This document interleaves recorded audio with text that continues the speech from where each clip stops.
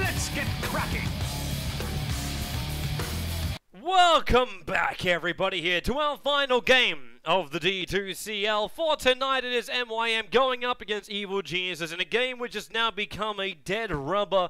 There was one chance that MYM could be able to get themselves into the D2CL playoffs, which is to begin within the next fortnight, and that is if they went 2-0 over EG. I know the task is not a simple one that was asked of them, and unfortunately have fallen short. So they are one game down now against Evil Genius. They got really, well, nailed badly by this Tinker Visage kind of combination. All the other heroes caused problems too, especially that Batrider initiation, which this time was banned out. But still, those familiar birds with the Tinker on the back of them was just so damn scary that I'm not surprised MYM GG'd out before even some of their tier 2 towers were down. So, game number 2 does begin. And EG kick off with a Darkseer Treant Protector. So welcome to teamfight combination time. While Meet Your Makers, they go in for a DK as well as a Wisp. So it's survivability during the fight, especially for the DK, when the Wisp was able to heal him up during the engagement. It's also potential for relocate and a different kind of lane. Now, they're banning at the Luna, and they ban at the Dazzle. This, to me, just says that EG don't care about a tiny Wisp combination, which is a huge flag already for me. The fact that, one, they don't care, and two, they're happy, like, they play up against it when they now get, like, okay, Lich, Treant Protector, and Darkseer. Man, this combination is so, again, scary if it works. And we always talk about the fact, like, the major problem with the Wisp relocate is he brings a hero in right next to him. So it takes time to get away. Normally you can get at least 3 bounces off a Lich ultimate before you're able to split far enough that the Wisp tether, well, actually, then the Wisp tether has to break. So you even remove the extra buff up when the 2 heroes arrive in the lane. Another major problem. 5 seconds Another major problem. So, Meet Your Makers now. The third pickup to come their way. Crit. Reserve time. With the DK as well as a Wisp. Who else will they try and combo with this? They may as well just get either their secondary support. They know they're starting to run up against a lineup, which is actually very, very defensive. If I was MYM in this game, I'd try and force a push somewhere. Okay, Rubik control is not bad. It's not bad. It's not what I was searching for, though. I thought maybe they could try something with, like, Lashrak, try and force pushes in different lanes, and just get on top of both MYM as well as EG. Get on top of EG. Now, EG, they play a little bit more of a later focus of the game. So, Mason will get a Morphling. Possibly Arteezy in the middle lane could also take that. But more than likely it'll be Mason up on that top lane to take the Morphling, which means Lich can babysit him, or the middle lane. They could run a dual lane in the mid, for example. If this will be a DK in mid, you could just run a melee there instead. A nice, big, tanky kind of melee hero that can work nicely with a Lich, who would then zone out the DK as well as, like, start to steal all the levels from him, or the experience gain at least. 5 seconds remaining. And then Crit, well, I just feel like they need to force something. If they play defensive against this, yes! Meet Your Makers pull out their signature hero. A hero that in the early stages with a nice early Shadow Blade can really inflict some heavy casualties on the enemy.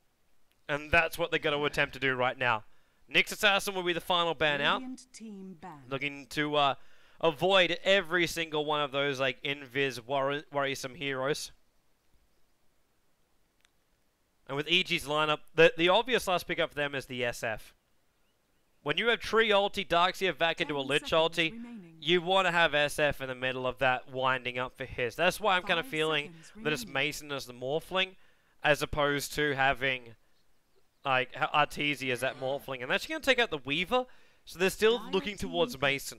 Those last 2 bans are directed towards him. Both the Mirana as well as the Weaver are both Mason's heroes. He plays them beautifully. So EG may have to go down a different line right now. They could go... no, you wouldn't want to do that.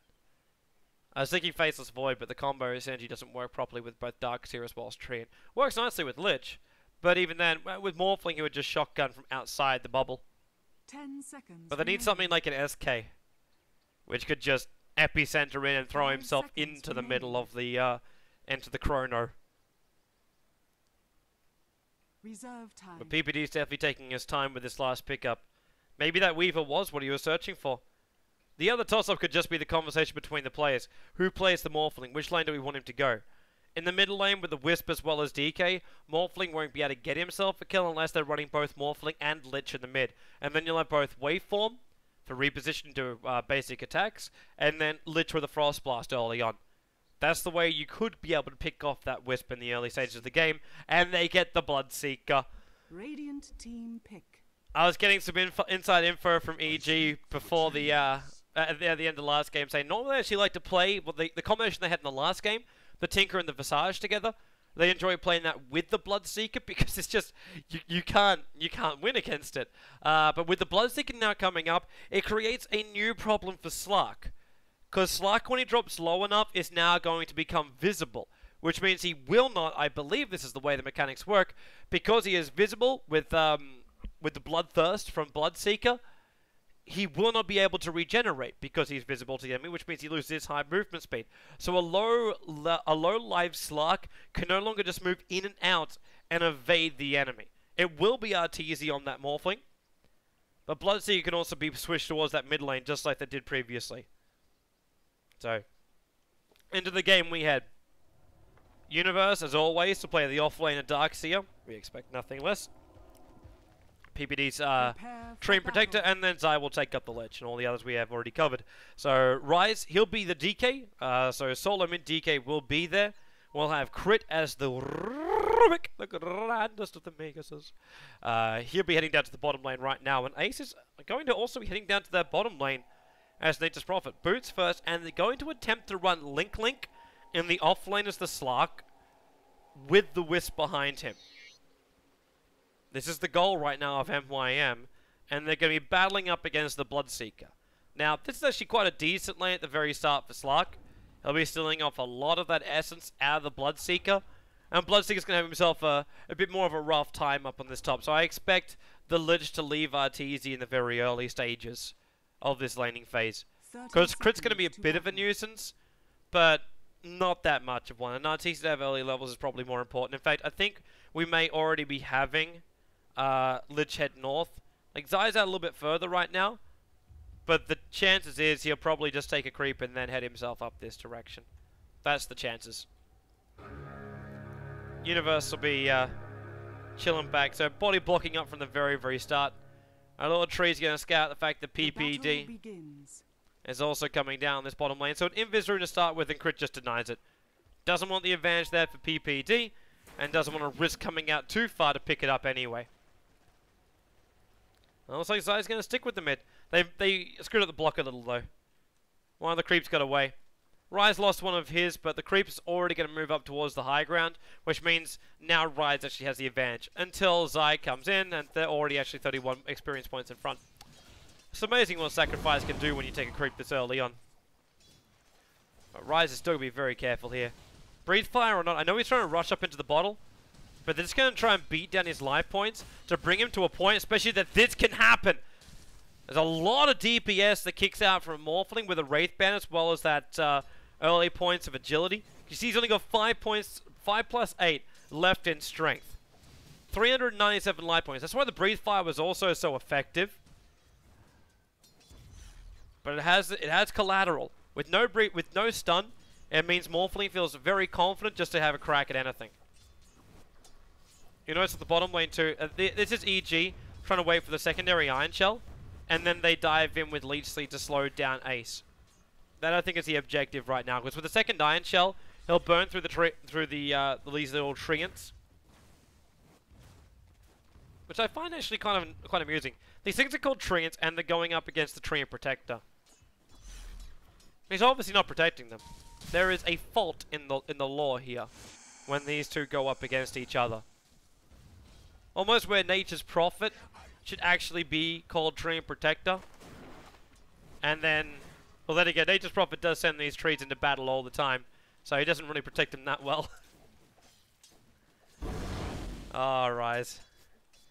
He's at least able to run this bottle now, so he feels a lot more confident on the lane. The 2-minute rune's about to spawn up, but at the same time, PBD is already moving in, and if Ryze heads down south to pick up this rune, he's dead. In fact, he's dead already.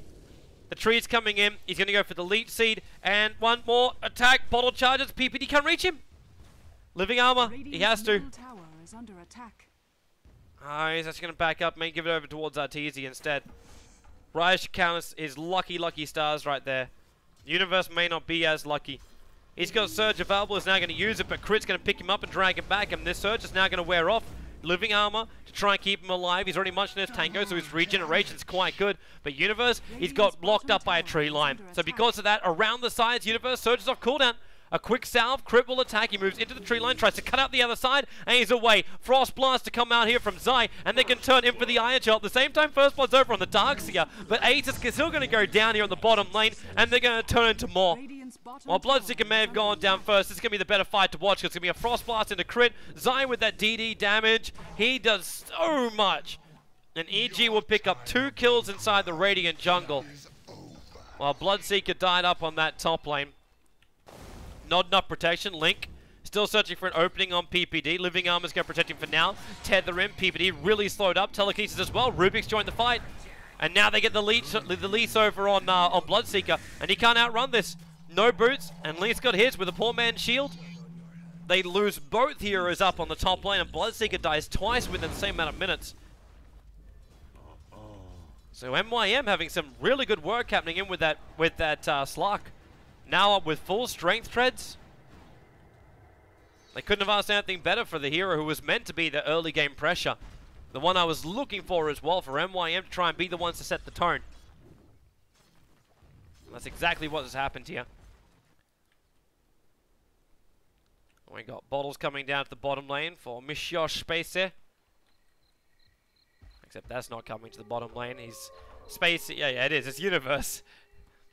I hate the fact those things don't match up. If you don't know what I'm talking about, when you look at the couriers, I need a courier with items on it. There we go. So, courier with items on it. When you look to it, it says TJO, which is actually blue, which is actually Crit. The names they have inside the lobby is still assigned. It's not their official nicknames, is what appears above their heads and in all other areas, but the ownership of the items, which is coded into the courier, is actually showing up as incorrect. Bottom lane, they're going to have another crack. Creep Wave's already there. Universe preps second Iron Shell. And now, Leech Seed. Tree's going to try and block him out. Is there a vac level? Is there something? They don't have enough damage here. They have to burn through these trees so PBD can get free. But Link, perfect timing to come in. PBD cannot TP out in time. Universe has a surge. He's going to use it. The Sprout's going to be available from Prophet right now. Cuts Universe in, or holds Universe in, as he can't cut back out again. But then again, Link could attack him, but now he can. The leash is on again, and Universe has nowhere to go. Living Armor to try and protect him. A secondary surge, but cannot move fast enough away. With both Dark Pact as well as attack from Nature's Prophet kicking in. And Prophet's now going to crack level 6 as well.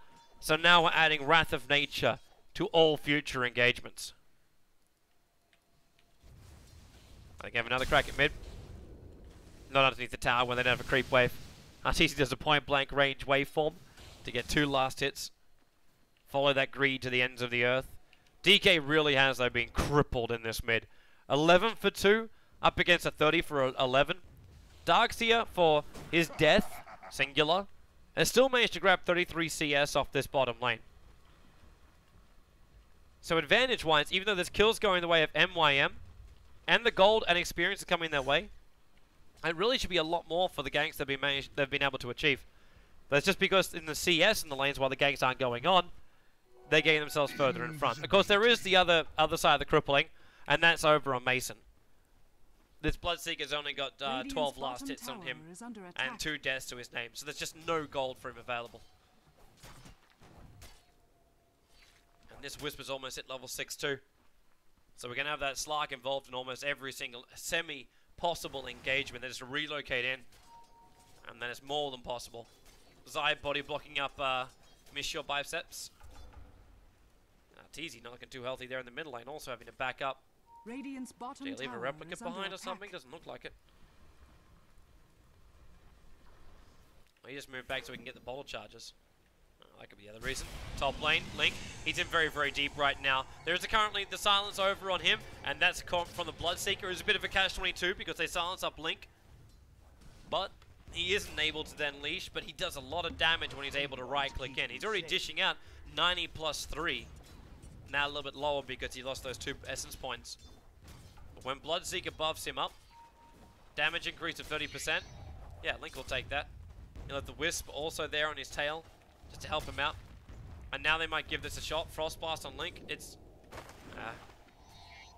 negligible damage being dealt. But Link definitely wants to try and find someone. He was looking for the hero which just ran away. That was the Lich, just a little bit too late in that rotation around the side. That was Ace. 31 for 8 in this bottom lane. It's not the easiest time in the world, but he's done a really good job of getting those last hits in. Well, crit on his way to level 6. How's the support levels actually looking? 4-4, and then a 6-5. But the Bloodseeker still not hitting his Rupture yet. Wisp relocate. We're coming down. Easy solo kill on Zai. When I say solo kill, it's just one hero being there. And they take the Invis rune, the Illusion rune as well. And then time to head back. I go back up north, so Illusion rune in hand. Kill as well. A fresh drum's being purchased up here by Link. Tower is under attack. And now they try and force the tier 1 tower. Living Armor can't protect it when you got that Illusion rune from the Wisp. Just rip straight through it. But the creep wave will still do the job because this lineup cannot push towers until DT as well as Nature's Prophet basically form up together. That's the only way they're really going to get it. And how much damage has Rise done? Just under 200 to that top tower, to that mid tower, which PPD is already on the way of healing up. So the continuous harassment on that doesn't work, but doing this does. Now, Leech Seed to start with, so PPD's got some more time, and they cancel both the TPs. They say there's no reason to really go in for it. Ryan's getting a little bit of harassment here from Arteezy. The waveform did miss, though, so Arteezy does not have the advantage in this engagement. And they're also losing out. So there goes the top tier 1, with another 20 seconds left before relocate's available.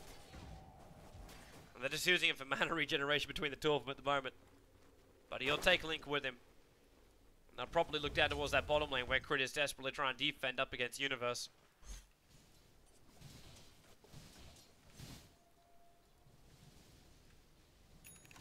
So full tread's now finished up for the Morphling. There's Ring of Aquila as well as Magic Wand. It's going to be only a matter of time before Arteezy decides to move out and try and go for a kill. Noticing too this Wisp as well as Slark, all they're doing is waiting for a target. They want nothing less, nothing more. The pouncing has to happen instantly as well. But PPD's just around the corner, so if Link pounces into this, he's got to have Dark Pact on almost instantly. Getting that silence off from Bloodseeker. He's also going to wait until that Dark Pact's been used, or else Link just breaks free of it. Dire's middle tower is now, under attack. mid-tier 1 tower being attacked, and this one I'm talking about. With Prophet and DK combining their forces, then MYM have a way of forcing out buildings. And forcing also rotation to come in from EG. That's exactly what's happening. He uses just a couple of his treants to keep the creep wave away. Prophet would bounce through PPD, but no one's there. It's actually down the bottom lane where I should be looking. Relocate came in, and they're going on Arteezy. Living Armor. He doesn't have mana to actually... oh, wait, that wasn't the intent. Actually let him go. Lich will die in the middle lane, and a little bit further down, Rubik will also take a fall. I think initially they wanted to leave the Slark down there, but the tether was still up. So Linkling finds himself on top. He's silenced. They need to do some kind of DPS, and there it is. Treant punches the Slark and brings him down. So 2 heroes lost for a little bit of a tether back to the top lane, which I don't think Wisp really intended. To drag the Slark with him, denying the extra kills in that bottom lane against the EG cores. And also leaving Rubik in the lurch. He was down there by himself and he couldn't do anything about it. Because with the Slark gone as well as the Wisp gone, there was no reason for them to fall back. They could just finish off that one hero they found, focus him down, and then fall themselves back. And that's really problematic because that's bought some space for Evil Geniuses. The advantage is really kicking up for MYM until that point. And now EG can free farm top. We're coming up in the courier. Ogre Club, we've got Boots. Bloodseeker's finally finding himself some farm with a fresh Hanamitis. There's Universe. Okay, it's the level of farm they're really looking to acquire. With Tether in, and they're going to try and make Universe pay for this. Iron Shell was stolen. Living Arm was protecting Universe. He surges away. The telekinesis is going to go over right now on Zai. They got to stay close, and then Lich ulti bounces up. Does actually go down though. But there's still a 1-for-1 trade on the supports of all things here. And Rise was considering moving down, but rightly so didn't do it. There's already too many heroes on this bottom lane. They had 4 heroes during that engagement where all they got was a 1-for-1 trade. While you've still got Mason farming up on this top lane, getting his Bloodseeker a little bit bigger. Where'd that Wisp relocate go? Okay. Went to middle lane. Morphling's already back at base though, so... And no one else is in middle lane, so the relocate going down for no advantage at all. And now they're back on the bottom lane waiting for a kill to come, but at the same time now Arteezy TPs himself in towards the mid. Trying to bait out a bit of a battle here from Rise with a Frost Blast, but at the same time he's also just here for the CS. Same can be said about that Bloodseeker. Gonna try to run and stack. Oh, they found one. Rise, back down again, Frost Blast, Universe doing a nice little body block, but PPD just says, may as well cast the ulti to ensure this kill. Waveform from Morphling will get it too, and Link can't reach him in time. So DK goes down, and they go back to their objective MYM, which is the bottom tier 1 tower, which is really proving to be rather meddlesome. While the middle lane, Arteezy wants to beat down this tier 1 tower. So it's not a happy day for most towers. Universe, not to Surge if he wants to get himself in range for a vac wall. It was too late for the initiation, as MYM had already backed up. Speaking of Universe, that will be a mech recipe inside of his inventory. Which means right now, okay, there's almost like, yeah, the mech up for the Darkseer. Slark's still trying to work in towards that BKB of his after picking up the drum, so he's quite a fat Slark for 14 minutes into the game. But I'm seeing Ace trying to build into a Necro book. Later on, that's going to have little to no effect, apart from, like, early effect is going to be the better thing, killing off the Morphling, take away his mana, take away his escape mechanisms. But then there's Arcane Boots up for the Rubik, but that's the only pair.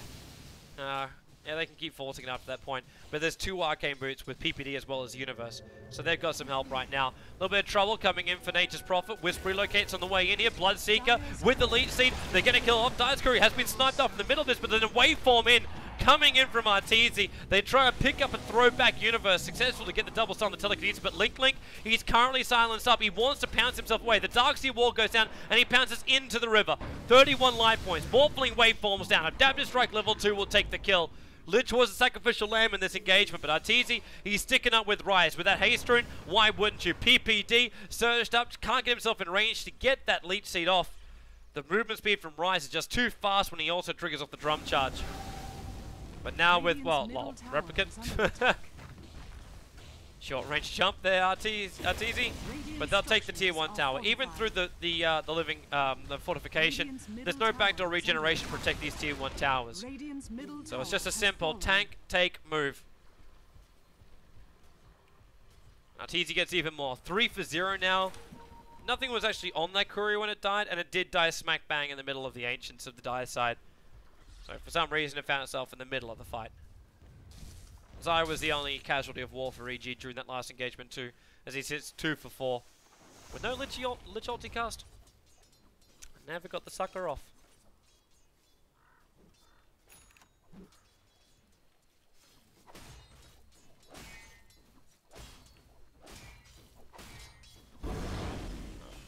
For now, crit, still with no Blink Dagger, still with no Magic Wand, but still with no Blink Dagger or any sort of maneuverability, which is what's required for him. Without it, you're not going to have much joy with that Rubik. Like picking up from range and throwing in some aggressive Iron Shells, that's nice, but it just actually helps out Lich because it allows him to farm underneath his own tier 2 tower.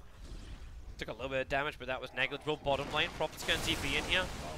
Are they going to try and finally force EG's tier 1 tower? It's already healing up with the living armor. And now is in fact protected by it. Drums Antro has been purchased off a Bloodseeker. He's going to be ready to fight this one. There's a Birmingham engagement possibly on top. 2 Zai, waited too long. Picked up, throwing down, relocates on the way here. Zai won't get the ulti off in time. But they did see where the relocate went from. It was right underneath the tier 1 tower.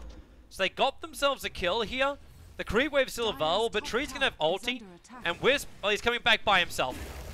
Accepts the fact he's going to die. EG will be happy to mop him up. But they lose their tier 2 tower on the top lane for it. This is the trick. They should lose their They will, yeah, they will lose their tier 1 tower, their tier 2 tower on the top lane for it. Dire's top tower has fallen.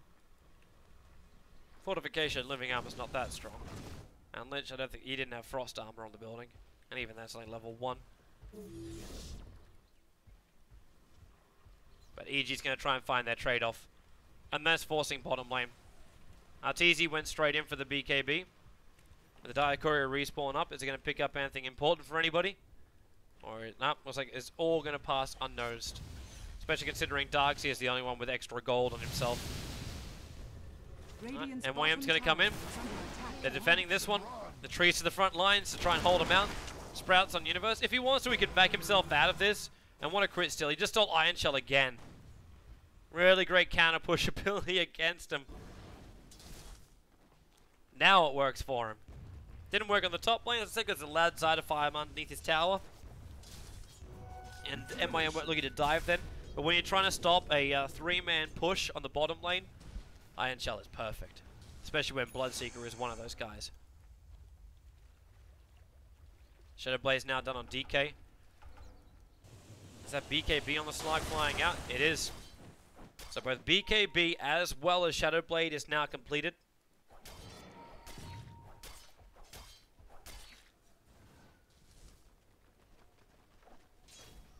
And MYM are looking pretty solid in their position again.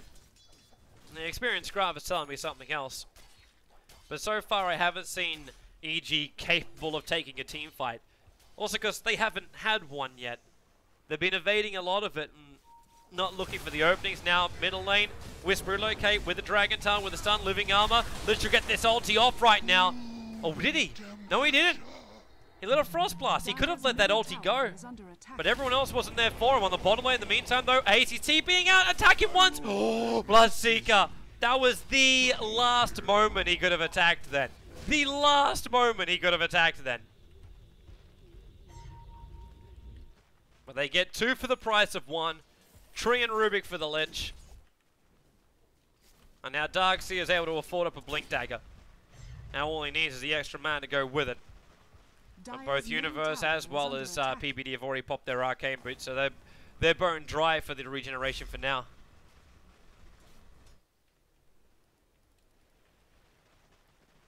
Arteezy's up to 1800 gold. That could be for Ghost Scepter.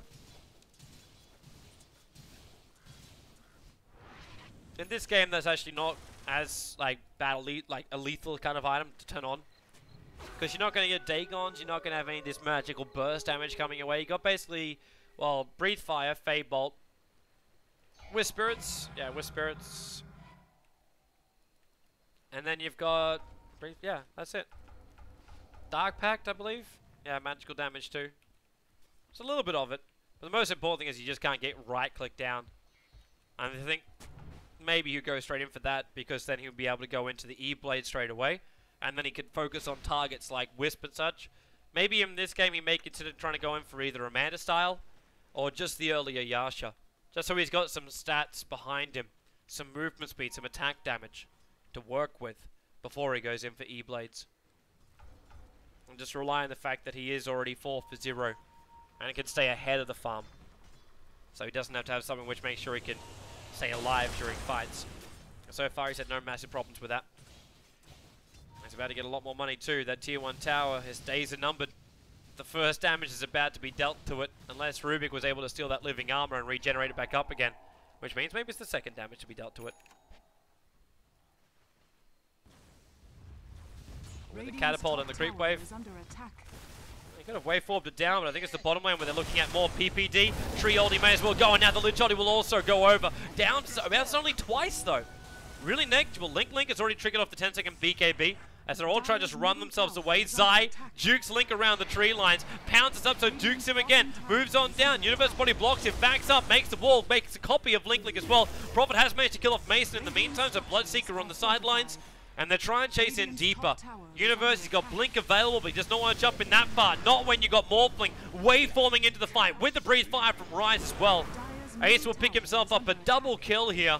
PPD, no stun from Rise, still on cooldown. 3 euros lost, Morphling now battling up against Ace, able to get at least a bit of a revenge kill on this top. Leaves one replicant behind. He needs a little bit more mana before he can TP back to base and regenerate. And then he can come back up to the top lane and finish the tower. But MYM, another great fight for them. They take out EG on the bottom lane, and now they can force into the tier 2 tower as well. Dire's bottom tower has fallen. Lindley's just got to sit back and regenerate first. They give him an urn charge attempt to the front line. Taking the tower is more important. PPD's already gone into Nature's Guise. Moving down, remember that's going to be indicated a link too. But they just run themselves away. Rest of the TPs work. And for all the support that EG brought to that bottom lane, they will find no kills. EG's only got one real choice right now, and that's, or two real choices. It's teamfight pickoff, which means smoke, or they go for Roshan. That's the two choices. With the sentry wall being planted, this looks like a Roshan. Their issue is, though, if they got another sentry, Slar can slip in there. They have no... Yeah, okay, now we can't. The observer ward outside. Now we can't slip in there. It's like I said, no vision outside the pit. So their sentry would actually did nothing for them. But they were able to take Roshan very, very quickly. So Bloodseeker now has himself an Aegis the Immortal. Trying to just cover up Mason a little bit more until he can finally finish up that Heaven's Halberd. And now they're going to force them in. Surge on the Bloodseeker. Trying to get him in range to get an ulti off. Almost crit the initial one they wanted. If they knew Rise was up and he ran up north, they could have found themselves an easy kill. Waveform up to the high ground and go nuts from there. Arteezy's doing the best job he can to force this lane in as fast as possible. Bloodseeker again on the hunt. Difficult to do now as we're about to head into nighttime, so the vision's about to get very, very restricted. Oh, sorry, daytime. It's the vision's about to stop being very, very restricted. We turned that one around. Adaptive strike stolen. Okay, we just bounce back and forward. Bloodseeker stunned up for the moment. Tree, he's got the ulti. There's the back in with the Telekinesis stun. Now the Tree ulti will go off. Link locked inside, pounce back out again. The Lich ulti is now starting to go to work too. Bouncing around inside the creep, staying with the heroes too. Universe, well, EG, they're just not surviving through this. Link, it's just got so much they are building. This Wisp working overtime with that mech as well. EG, that is now the third fight in a row which has not gone their way. Arteezy stun? Lol. He was slightly up the hill.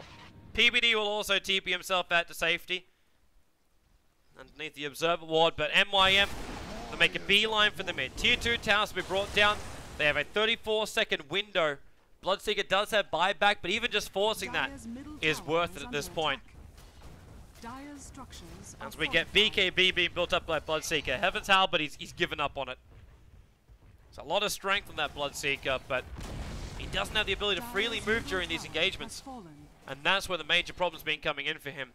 Dire's bottom tower is under attack. It's been MYM setting the terms. So tier 2 tower also lost from EG after that engagement. I'm pretty sure a sizable advantage has been gained. Yep. Push it up, just over 4,000 gold earned. Experience, which was a rather large victory there for EG, is also switching around.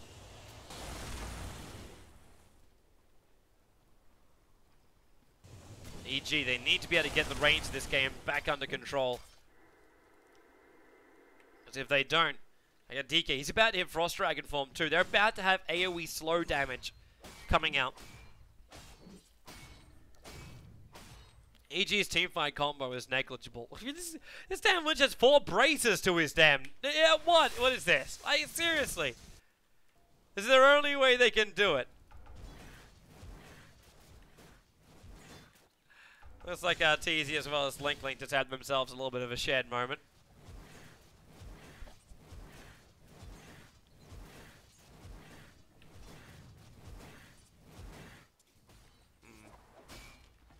Rise with 3.7k.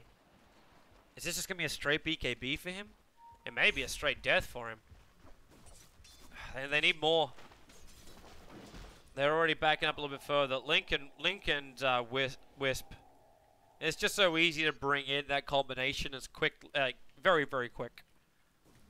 It's a straight up relocate and go for the kill.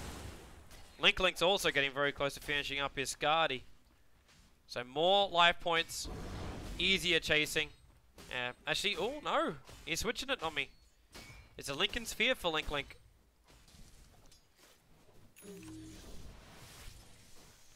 He He might have realized that BKB doesn't help him if Bloodseeker's able to get the ulti up beforehand. Because it's all HP removal. So it doesn't work for magic. Like the magic immunity doesn't block it, but obviously does some magical damage. Oh, Arteezy. Easy pickings for farm in the mid. Now with 2.7k gold, the full mana style completed. Bottom lane 2, Rise out a very, very long way here. I think he realizes it as well. TP's back up. Oh, Prophet. That's one way to put down aggressive observer wards. Way to keep yourself stranded for 20 seconds as well, unless he uses his TP scroll. But he doesn't want to put that thing on cooldown yet. He wants to try and find some kills for this. He put the aggressive observer ward down. So if they see EG going back to their own lanes to farm, then they can do something about it. That's the primary goal right now. They know where EG move. They know if they smoke up. Then of course, in order to do that, they also need to have aggressive wards around this region. And maybe even a little bit further down into here. Obviously, that's a lot of warding to do. And with the limit on wards, you can't do it all the time. Also, Crit was just able to steal four levels up in vacuum.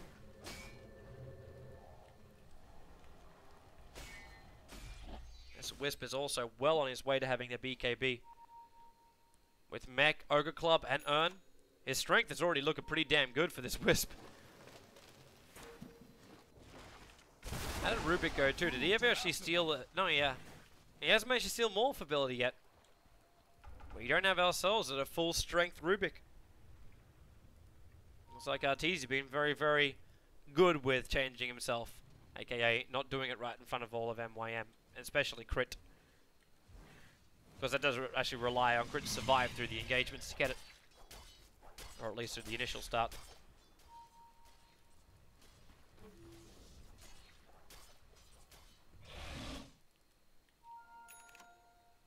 Oh, there's just Scythe advised up for Nature's Prophet. So we had a Hex towards the mix now for MYM.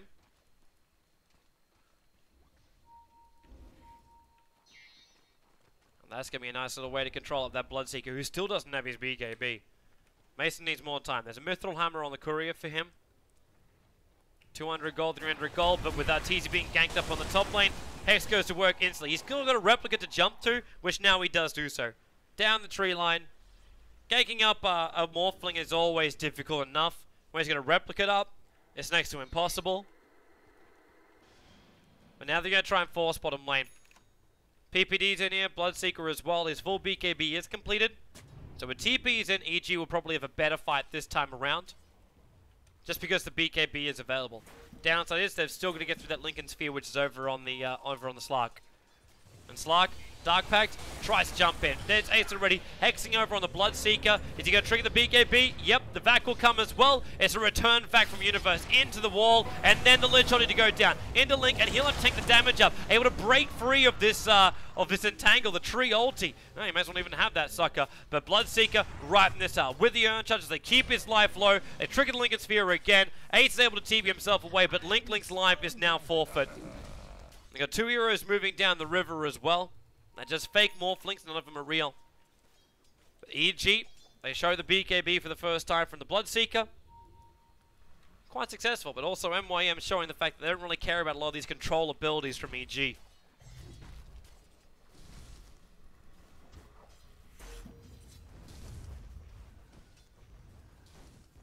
So, Shiva's Guard.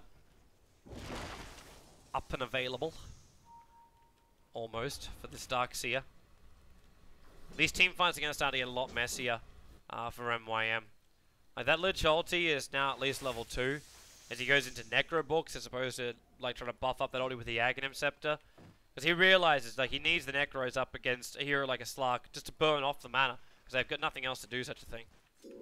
Wisp relocate and goodbye Arteezy. No replicate this time around.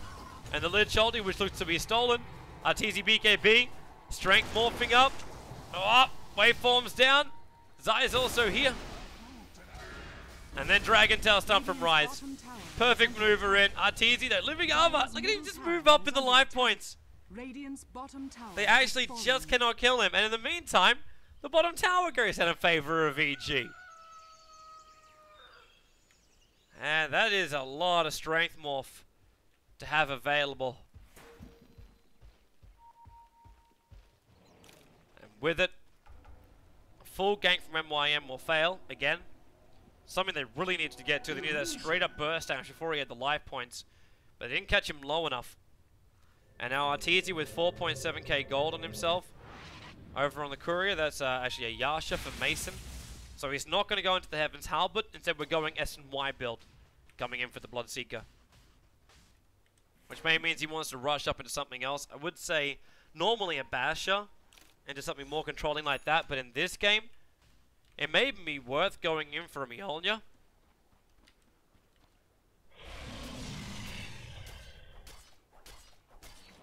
Because he's already attacking like a beast during the fights.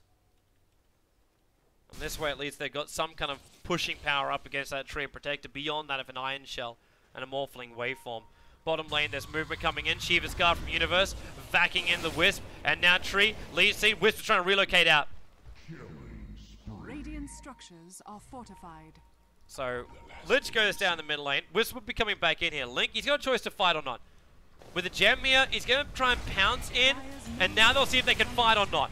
Bloodseeker pops off the BKB. He's already blood raged up, so he's looking for the extra DPS in this fight. Beating in on that Nature's Prophet. Hitting hard. The Darkseer wall has gone down now. And they just keep walking through it. Lich ulti, which came out from the Rubik and all of EG. They have to split themselves up. Universe! He goes down and bounces back. The Darkseer wall works against EG. The fight was looking good up until that point for EG.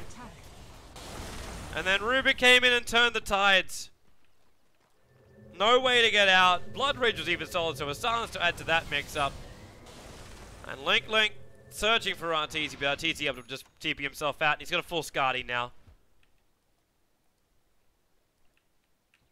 And that Rubik Lich ulti couldn't have come at a better time.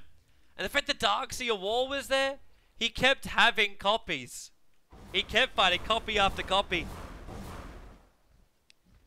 So it just kept bouncing around. All he had to do was make sure there was enough. And the hits would just keep hitting. Rise? Why did you deny Invis Rune? Safety first. Arteezy now going in for a solo Roshan. With Living Armor he can obviously do this too. His strength moves up a little bit. Frost Armor, the whole shebang.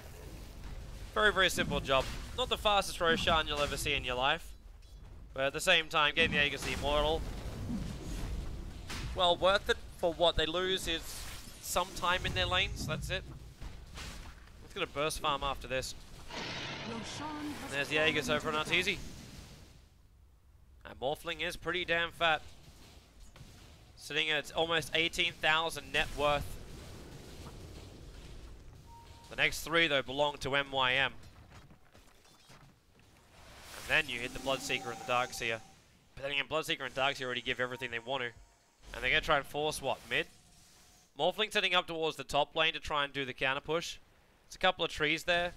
And Bloodseeker's also running down towards the mid. But Arteezy just force out the top a little bit further so they can get some breathing space. And then he'll jump to his Replicant. It's got a long time to do it anyway. So there's no massive problem for him. You might even be able to have enough time to force out another creep wave. But that Replicant is just sitting inside the tree line. With Blink's away.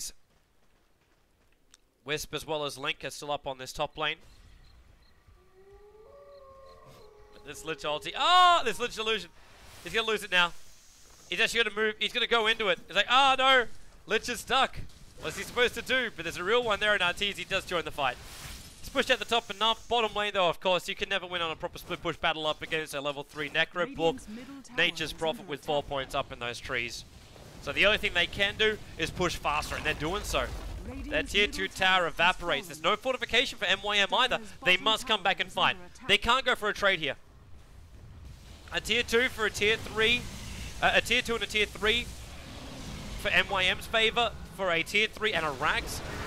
DK, now the sun's going to go. Bloodseeker losing a lot of life. Arteezy, where's your combination to come in with his back wall? It's not even there yet. The Lich holding is flying around. Down to crit, back up again. Now they get the back combo wall outside the field of battle, outside the main base. Rise trying to get back. A triple buyback from MYM. They're holding on with everything they've got, but it's a triple kill for Arteezy. He even turned the DK against MYM.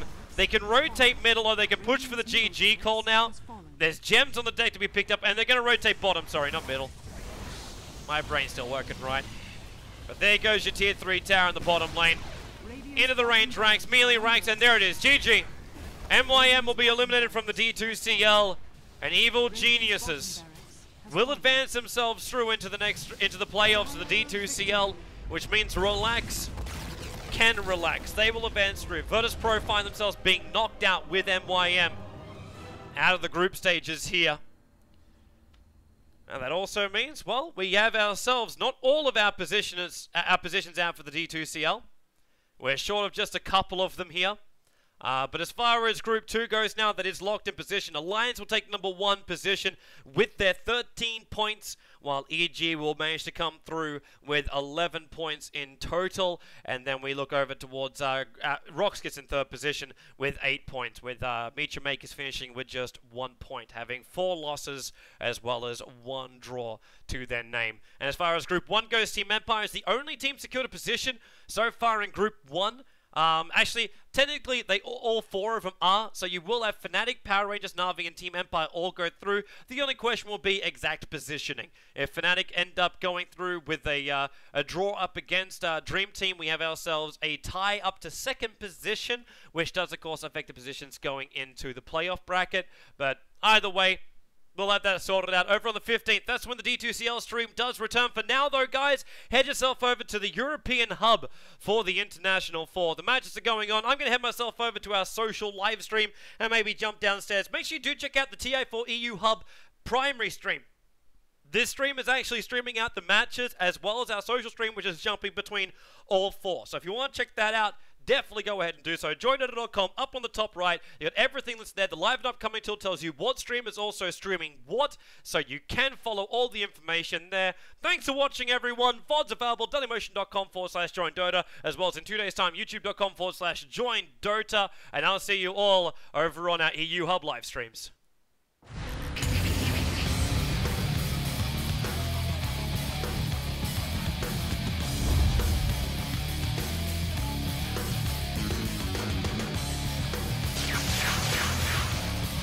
Let's get cracking!